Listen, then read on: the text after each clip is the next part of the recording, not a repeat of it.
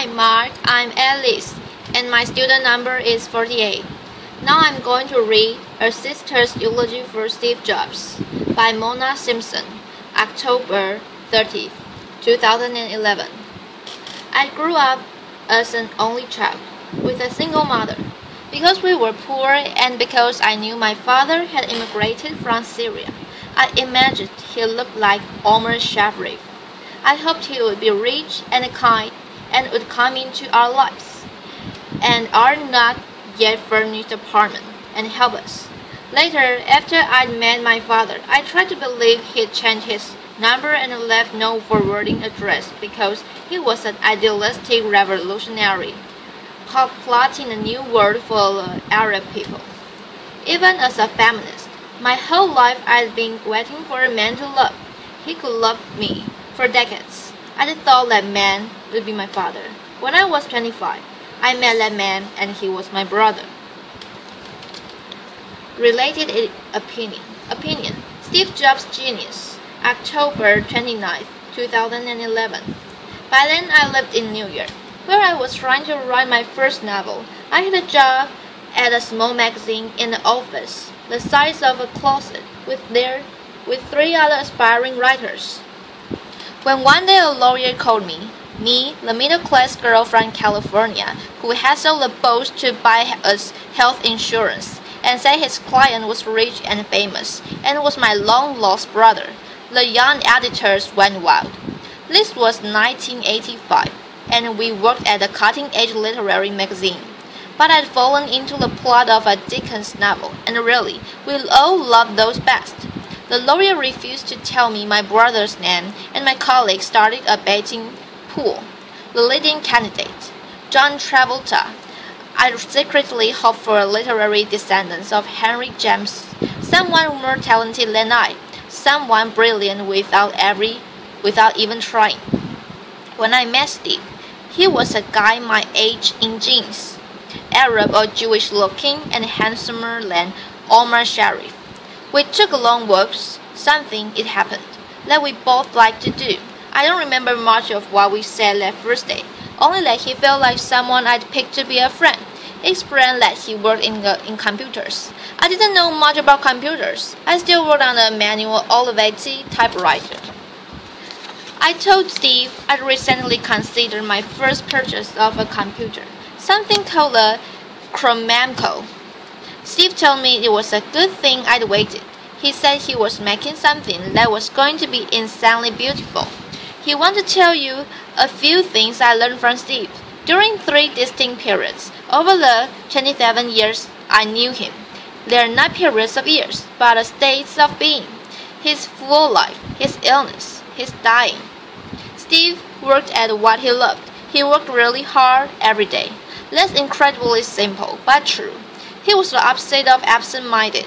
He was never embarrassed about working hard, even if the results were failures. If someone as smart as Steve wasn't ashamed to admit trying, maybe I didn't have to be. When he got kicked out of Apple, things were painful.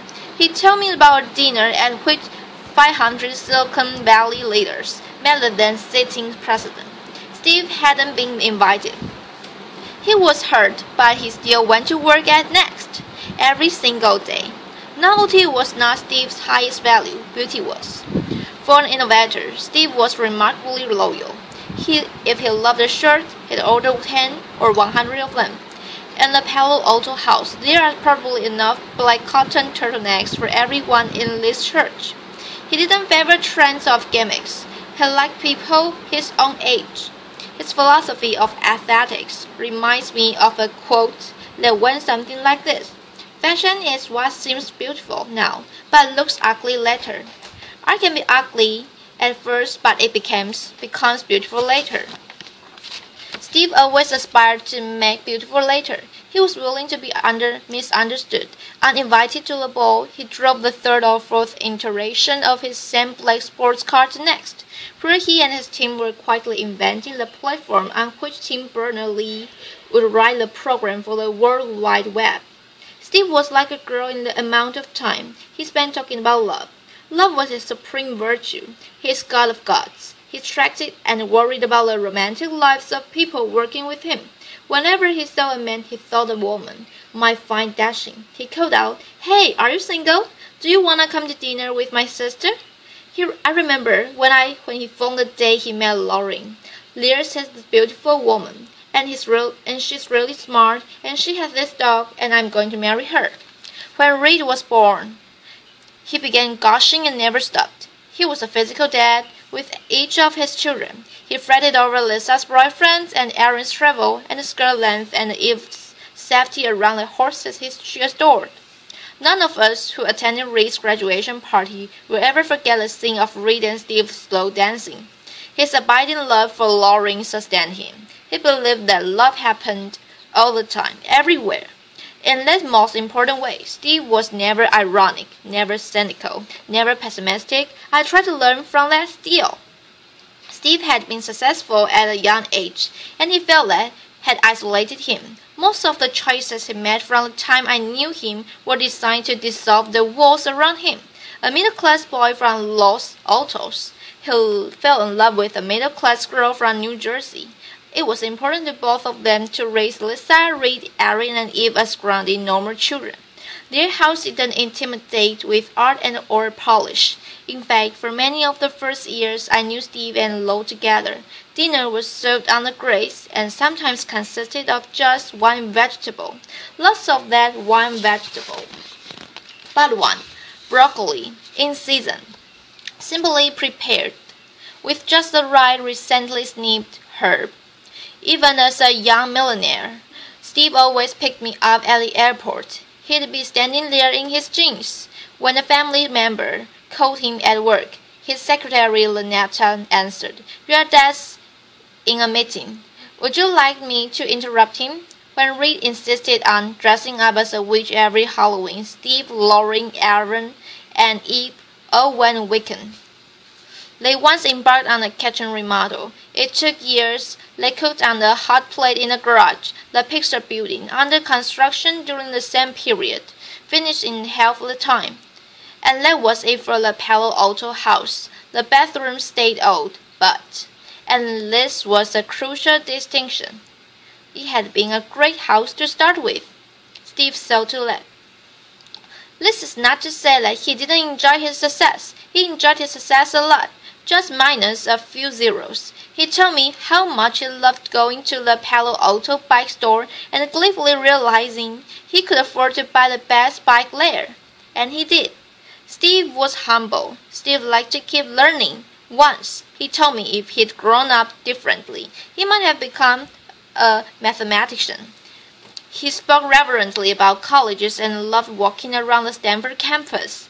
In the last year of his life, he studied a book of paintings by Mark Rothko, an artist he hadn't known about before, thinking of what could inspire people on the walls of a future Apple campus. Advertisement. Steve cultivated whimsy. While our CEO knows the history of English and Chinese tea roses and has a favorite David Austin rose, he has surprises tucked in all his pockets. I'll venture that Lauren will net discover treats, songs he loved, a poem he cut out and put in a drawer, even after 20 years of an exceptionally close marriage. I spoke to him every other day or so, but when I opened the New York Times and saw a feature on the company's patents, I was still surprised and delighted to see a sketch for a perfect staircase with his 4 children, with his wife, with all of us. Steve had a lot of fun. He treasured happiness. Then Steve became ill, and we watched his life compress into a smaller circle. Once he loved walking through Paris. He discovered a small handmade soba shop in Kyoto. He downhill skied gracefully. He cross-country skied clumsily no more. Eventually, even ordinary pleasures, like a good peach, no longer appealed to him. Yet what amazed him, and what I learned from his illness, was how much was still left after so much had been taken away. I remember my brother learning to walk again with a chair. After his liver transplant, once a day he would get up on legs and seem too thin to bear him. Arms pitched to the chair back, he'd push their chair down the Memphis hospital corridor towards the nursing station, and then he'd sit down on a chair, rest, turn around, and walk back again. He counted his steps and each day praised the little father. Lauren got down on her knees and looked into his eyes. "You can do this, Steve," she said. His eyes widened. His lips pressed into each other. He tried. He always tried, and always with love at the core of their effort. He was an intensely emotional man. I realized during that terrifying time that Steve was not enduring the pain for himself. He set destinations. His son reached graduation from high school, his daughter Erin's trip to Kyoto, the launching of a boat he was building on which he planned to take his family around the world, and where he hoped he and Lauren would someday retire. Even ill, his test, his discrimination, and his judgment held. He went through 67 nurses before finding kindred spirits, and then he completely trusted the three who stayed with him to the end: Tracy, Arturo, Elham. One time when Steve had contracted a tenacious pneumonia, his doctor forbid everything, even ice. We were in a standard ICU unit. Steve, who generally disliked cutting in line or dropping his own name, confessed at least once. He'd like to be treated a little specially. I told him, "Steve, this is special treatment." He leaned over to me and said, "I want to be a little more special."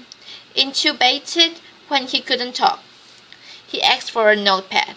He sketched devices to hold an iPad in the hospital bed. He designed new fluid monitors and X-ray equipment. He redrew that not quite special enough hospital unit, and every time his wife walked into the room, I watched his smile remake itself on his face. For the really big things, "You have to trust me." He wrote on his sketchpad. He looked up, "You have to." But that he meant that we should disobey the doctors and give him a piece of ice. None of us knows for certain how long we'll be here. On Steve's better day, even in the last year, he embarked upon projects and elicited promises from his friends at Apple to finish them. Some boat builders in the Netherlands had a gorgeous stainless steel hull ready to be covered with the finishing wood.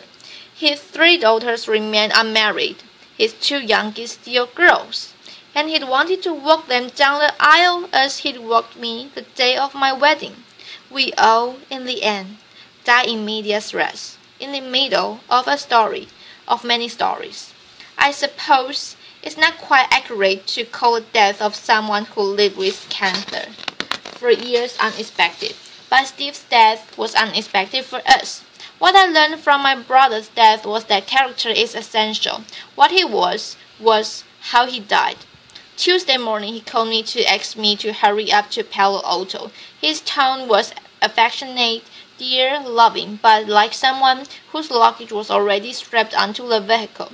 He was already on the beginning of his journey, even as he was sorry, truly deeply sorry, to be leaving us. He started his farewell and I stopped him. I said, "Wait, I'm coming. I'm in a taxi to the airport. I'll be there. I'm telling you now because I'm afraid you won't make it on time, honey." When I arrived, he and his Lauren were jogging together like partners who'd lived and worked together every day of their lives. He looked into his children's eyes as if he couldn't unlock his gaze. Until about 2 in the afternoon, his wife roused him to talk to his friends from Apple.